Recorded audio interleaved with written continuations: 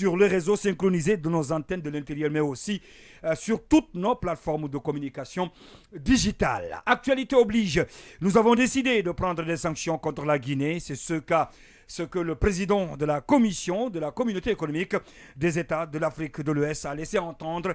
Le diplomate gambien, j'y arrive, Omar Aliou Touraï, l'a dit au sortir du sommet de l'institution sous-régionale tenue en marge de la 77e Assemblée générale des Nations Unies à New York. La CEDEAO, donc, qui passe ainsi à la vitesse supérieure et inflige des sanctions contre plusieurs personnalités civiles et militaires de la transition guinéenne. Il s'agit entre autres de l'ensemble des membres du gouvernement, apprend-on, 21 membres du CNRD, parmi lesquels figurent 2 civils. 7 conseillers nationaux de la transition sont aussi concernés par ces sanctions. Ces personnalités, tenez-vous bien, sont interdites de voyager et leurs avoirs sont gelés.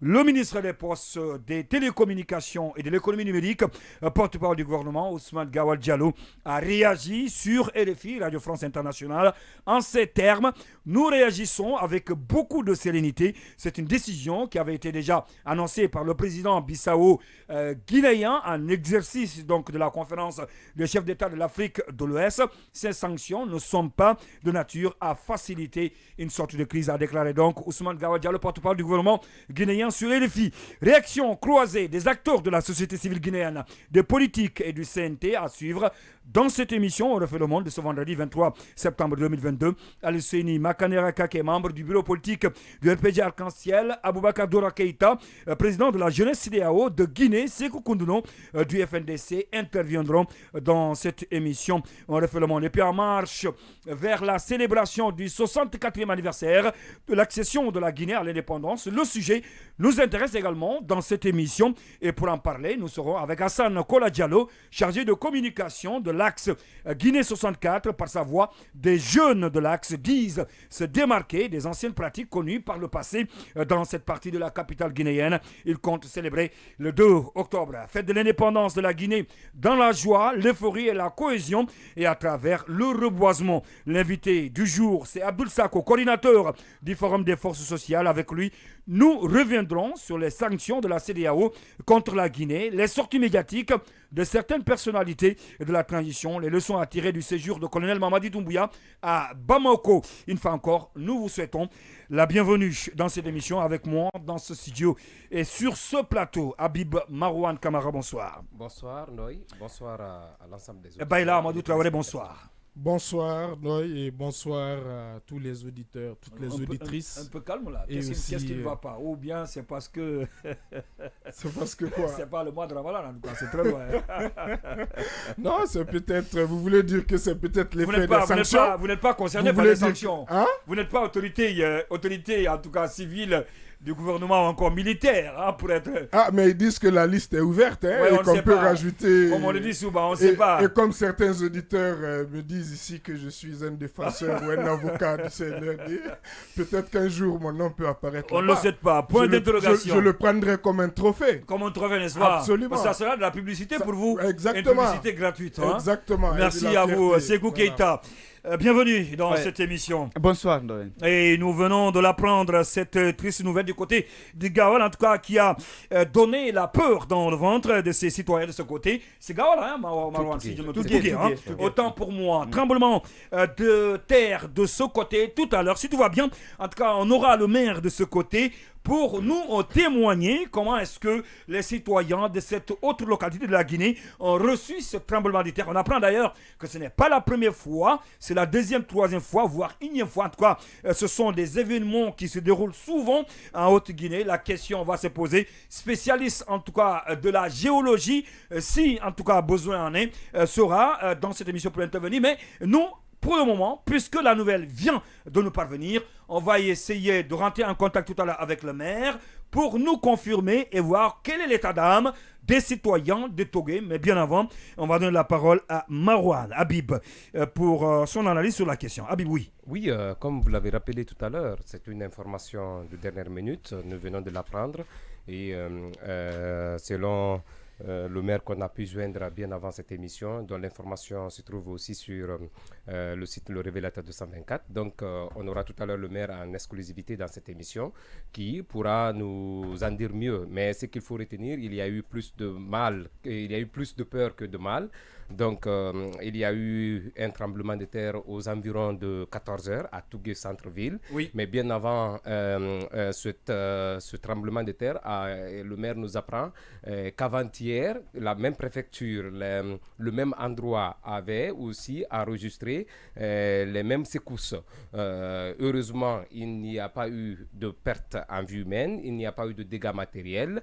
Mais ce qui est quand même évident aujourd'hui, c'est cette panique qui s'empare des populations de Tougué, donc qui ne savent pas pourquoi aujourd'hui cette récurrence des tremblements de terre. Vous vous souvenez, il y a pratiquement une année, les mêmes calamités naturelles avaient refait surface. C'était du côté du barrage de Souapiti. Je ne sais pas si ce sont les mêmes séquelles qui continuent à se propager sur les villes frontalières de ce barrage, ou est-ce qu'il faut voir aussi notre explication? Mais ce qui est quand même évident, on aurait quand même besoin de l'avis d'un spécialiste. Je ne sais pas si c'est un sismologue. D'un sismologue, oui, pour nous en dire davantage. Mais la question préoccupante aujourd'hui, qui est sur toutes les lèvres, pourquoi cette fréquence des tremblements de terre du côté de l'Abbé et de Tougué et une bonne partie du territoire national? On peut avoir des explications surnaturelles parce que nous sommes aussi en Afrique, on a toujours nos croyances. Je ne sais pas si je suis en train d'aller ou de glisser sur peut-être la compréhension de Baïla. Non, pas du tout, allez-y. Tout à l'heure. Vous voulez dire peut-être que ça annonce la fin de quelque chose. Oui, non, comme vous avez l'habitude souvent de dire. Oui, non, je ne dis pas que certainement. Il faut préciser, comme vous avez dit, forcément Baïla. que. Non, voilà, c'est ça parce que. Non, je sais que Baïla, c'est quand même un homme de la science. Il ne croit pas peut-être à ces explications surnaturelles. Mais ce qui est évident, on a cette pensée fortement ancrée dans nos mœurs. Lorsqu'il y a ce genre de calamité naturelle, ça ne se produit pas. Il n'y a pas d'explication. En tout cas, des malheurs qui se suivent, qui se succèdent. Voilà, donc sont souvent signes de quelque quelque chose. de terre, non, scientifiquement, ça s'explique. C'est ce que je dis. Certainement que tu n'as pas. L'érosion, etc. Voilà, surtout quand il s'agit d'un séisme. On appelle ça les phénomènes naturels. Donc ça fait partie de la science. Pour ceux qui ont fait quand même la géographie, c'est très élémentaire. Mais je dis encore, pour nous Africains, on sait bien évidemment que ce genre de phénomène naturel, lorsque ça se produit dans un endroit et dans une contrée, on trouve toujours des explications, d'autres explications.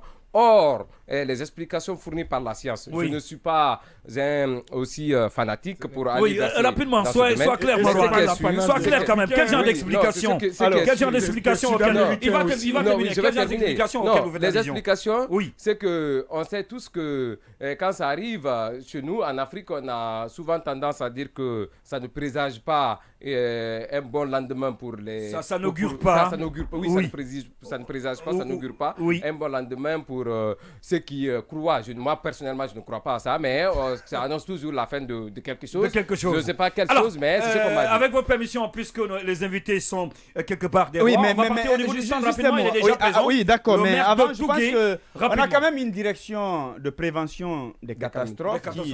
Je précise qu'il n'a jamais parlé de ça. En tout cas, à ma connaissance, je n'ai pas vu d'explication relative à ce qui vient d'être annoncé. Et notre ami Lancé Touré. Voilà, notre rôle, l'un des rôles ou l'une des missions principales de cette direction, c'est également aussi aider l'État justement à prendre des dispositions pour et à prévenir. Voilà, et à prévenir. Je crois que c'est extrêmement important parce que psychologiquement, les gens peuvent être préparés.